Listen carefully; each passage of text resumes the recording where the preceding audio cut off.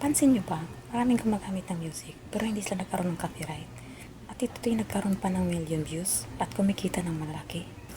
At alam natin na mga malalaking content creator ang gumagamit niyan. Pero hindi sila nagkaroon ng copyright. Dahil sila ay may kakayanan na bumili ng music rights. Ano nga ba ang music rights?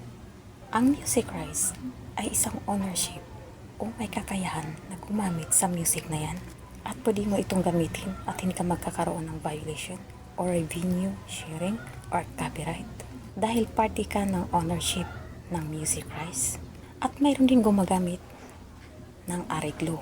Kumbaga, pwede mong dagdagan o baguhin ang melodiya o maglalagay ng additional sa music na yan. Kaya huwag nating ikumpara ang mga malalaking content creator mga maliliit na content creator.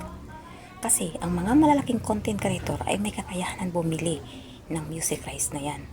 Pwede nilang gamitin yan at hindi sila magkaroon ng violation. At afford nila ang bumili ng music na yan. Kasi choice nila. Yung mga walang kakayahan na bumili ng music na yan o tinatawag na music rights na yan ay ingat sa paggamit ng mga music na ginirecommend ni Facebook. Kasi pwede ka magkaroon ng revenue sharing or copyright dahil hindi lahat ng nirecommend ni Facebook ay walang copyright.